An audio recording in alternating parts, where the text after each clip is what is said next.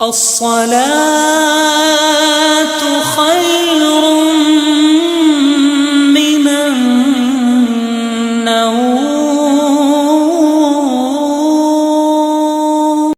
الحمد للہ رب العالمین والصلاة والسلام علی سید المرسلین، اما بعد فاعوذ باللہ من الشیطان الرجیم، بسم اللہ الرحمن الرحیم۔ برادر اسلام، السلام علیکم ورحمۃ اللہ وبرکاتہ۔ سامعین، نبی پاک صلی اللہ تعالیٰ علیہ وآلہ وسلم کا سیرت مبارکہ ہم آپ لوگ کو سنا رہے ہیں۔ انہیں نبی پاک کی سیرت مبارکہ میں جنگ بدر، جنگ احد کا مکمل بیان کر دیا ہے۔ آج ہم غزوہ غطفان کے بارے میں جانیں گے کہ غزوہ غطفان کس طرح ہوا۔ ربیع الاول سن 3 ہجری میں حضور صلی اللہ تعالیٰ علیہ وآلہ وسلم کو یہ اطلاع ملی کہ نجد کے ایک مشہور بہادر داسور بن الحارث محربی نے ایک لشکر تیار کیا ہے تاکہ وہ مدینے پہ حملہ کر سکے۔ اس خبر کے بعد آپ نبی رحمت صلی اللہ تعالیٰ علیہ وآلہ وسلم 400 صحابہ کرام رضی اللہ تعالیٰ عنہم کی فوج لے کر مقابلے کے لیے روانہ ہو گئے۔ جب داسور کو خبر ملی کہ رسول اللہ صلی اللہ تعالیٰ علیہ وآلہ وسلم ہمارے دیار میں آ گئے ہیں تو وہاں سے وہ بھاگ نکلا اور اپنے لشکر کو لے کر پہاڑوں پر چڑھ گیا، مگر اس کی فوج کا ایک آدمی جس کا نام حبان تھا وہ گرفتار ہو گیا اور فوراً ہی کلمہ پڑھ کر اس نے اسلام قبول کر لیا۔ اتفاق سے اس روز جوردار بارش بھی ہوئی تھی۔ حضور صلی اللہ تعالیٰ علیہ وآلہ وسلم ایک درخت کے نیچے لیٹ کر آپ اپنے کپڑے سکھا رہے تھے کہ پہاڑ کی بلندی سے کافروں نے آپ کو دیکھ لیا کہ آپ بالکل اکیلے اور اپنے اصحاب سے دور ہیں۔ ایک دم داسور بجلی کی طرح پہاڑ سے اتر کر ننگی شمشیر ہاتھ میں لیے ہوئے آ گیا اور حضور صلی اللہ تعالیٰ علیہ وآلہ وسلم کے شر مبارک پر تلوار بلند کر کے بولا، اب کون ہے جو آپ کو مجھ سے بچا لے؟ آپ صلی اللہ تعالیٰ علیہ وآلہ وسلم نے جواب دیا کہ میرا اللہ مجھے بچا لے گا۔ چنانچہ حضرت جبرائیل علیہ السلام دم زدن میں زمین پر اتر پڑے اور داسور کے سینے میں ایک ایسا گھوسا مارا کہ تلوار اس کے ہاتھ سے گر پڑی اور داسور عین گین ہو کر رہ گیا۔ رسول اللہ صلی اللہ تعالیٰ علیہ وآلہ وسلم نے فوراً تلوار اٹھا لی اور فرمایا کہ بول، اب تجھ کو میری تلوار سے کون بچائے گا؟ داسور نے کانپتے ہوئے بھررائی ہوئی آواز میں کہا کہ کوئی نہیں، لیکن رحمت للعالمین صلی اللہ تعالیٰ علیہ وآلہ وسلم کو اس کی بے کسی پر رحم آ گیا اور آپ نے اس کا قصور معاف فرما دیا۔ داسور اس اخلاق نبوت سے بے حد متاثر ہوا اور کلمہ پڑھ کر مسلمان ہو گیا اور اپنی قوم میں آ کر اسلام کی تبلیغ کرنے لگا۔ اس غزوے میں کوئی لڑائی نہیں ہوئی اور حضور صلی اللہ تعالیٰ علیہ وآلہ وسلم 11 یا 15 دن مدینے سے باہر رہ کر پھر مدینے تشریف لے آئے۔ بعض مورخین نے اس تلوار کھینچنے والے واقعے کو غزوہ ذات الرقاع کے موقع پر بتایا ہے، مگر حق یہ ہے کہ تاریخ نبوی میں اس قسم کے 2 واقعات ہوئے۔ ایک غزوہ غطفان کے موقع پر سر انور کے اوپر تلوار اٹھانے والا داسور بن حارث محربی تھا جو مسلمان ہو کر اپنی قوم کے اسلام کا باعث بنا، اور غزوہ ذات الرقاع میں جس شخص نے حضور اقدس صلی اللہ تعالیٰ علیہ وآلہ وسلم پر تلوار اٹھائی تھی اس کا نام غورث تھا۔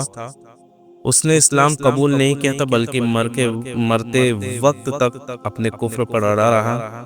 ہاں، البتہ اس نے یہ معاہدہ کر لیا تھا کہ وہ حضور صلی اللہ تعالیٰ علیہ وآلہ وسلم سے کبھی اب جنگ نہیں کرے گا۔ ہجرت کے 3 سال میں مندرجہ ذیل واقعات بھی ظہور پذیر ہوئے تھے، جن میں کچھ یہ تھے کہ 15 رمضان سن 3 ہجری کو ہی حضرت امام حسن رضی اللہ تعالیٰ عنہ کی ولادت ہوئی تھی۔ اسی سال حضور اقدس صلی اللہ تعالیٰ علیہ وآلہ وسلم نے حضرت بی بی حفصہ رضی اللہ تعالیٰ عنہا سے نکاح فرمایا تھا۔ حضرت حفصہ رضی اللہ تعالیٰ عنہ حضرت عمر فاروق رضی اللہ تعالیٰ عنہ کی صاحب جادی ہیں، جو غزوہ بدر کے زمانے میں بیوہ ہو گئی تھی۔ انشاءاللہ تعالیٰ ان کے مفصل حالات میں آگے ازواج مطہرات کو جب بیان لاؤں گا اس میں کر دوں گا۔ اسی سال حضرت عثمان غنی رضی اللہ تعالیٰ عنہ نے حضور صلی اللہ تعالیٰ علیہ وآلہ وسلم کے صاحب جادی حضرت ام کلثوم رضی اللہ تعالیٰ عنہ سے نکاح کیا۔ میراث کے احکام و قوانین بھی اسی سال نازل ہوئے۔ اب تک میراث میں ذویل احرام کا کوئی حصہ نہ تھا، ان کے حقوق کا مفصل بیان بھی اسی سال میں نازل ہو گیا۔ اب تک مشرک عورتوں سے نکاح مسلمانوں سے جائز تھا، مگر سن 3 ہجری میں اس کی حرمت نازل ہو گئی اور ہمیشہ کے لیے مشرک عورتوں کا نکاح مسلمانوں پر حرام کر دیا گیا۔ یہ سب سن 3 ہجری میں یہ واقعات ہوئے۔ اب ہجرت کا 4تھا سال بھی کفار کے ساتھ چھوٹی بڑی لڑائیوں میں گزرا تھا۔ جنگ بدر کے فتح مبین سے مسلمانوں کا روب تمام قبائل عرب پر بیٹھ گیا تھا، اس لیے تمام قبیلے کچھ دنوں کے لیے خاموش بیٹھ گئے تھے، لیکن جنگ احد میں مسلمانوں کے جانی نقصان کا چرچا ہو جانے سے دوبارہ تمام قبائل دفعتاً اسلام اور مسلمانوں کو مٹانے کے لیے کھڑے ہو گئے، اور مجبوراً مسلمانوں کو بھی اپنے دفاع کے لیے لڑائیوں میں حصہ لینا پڑا۔ سن 4 ہجری کو مشہور لڑائیوں میں سے کچھ چند یہ تھے کہ جس میں ایک سریہ ابو سلمہ تھا۔ یکم محرم سن 4 ہجری کو ناگہاں ایک شخص نے مدینے میں یہ خبر پہنچائی کہ طلحہ بن خویلد اور سلمہ بن خویلد دونوں بھائی کفار کا لشکر جمع کر کے مدینے پر چڑھائی کرنے کے لیے نکل پڑے ہیں۔ حضور صلی اللہ تعالیٰ علیہ وآلہ وسلم نے اس لشکر کے مقابلے میں حضرت ابو سلمہ رضی اللہ تعالیٰ عنہ کو 150 مجاہدین کے ساتھ روانہ فرمایا، جس میں حضرت ابو صبرہ اور حضرت ابو عبیدہ رضی اللہ تعالیٰ عنہما جیسے معزز مہاجرین و انصار بھی تھے۔ لیکن کفار کو جب پتہ چلا کہ مسلمانوں کا لشکر آ رہا ہے تو وہ لوگ بہت سے اونٹ اور بکریاں چھوڑ کر بھاگ گئے، جن کو مسلمان مجاہدین نے مال غنیمت بنا لیا اور لڑائی کی نوبت ہی نہیں آئی۔ محرم سن 4 ہجری کو ہی اطلاع ملی کہ خالد بن سفیان ہزلی مدینے پر حملہ کرنے کے لیے فوج جمع کر رہا ہے۔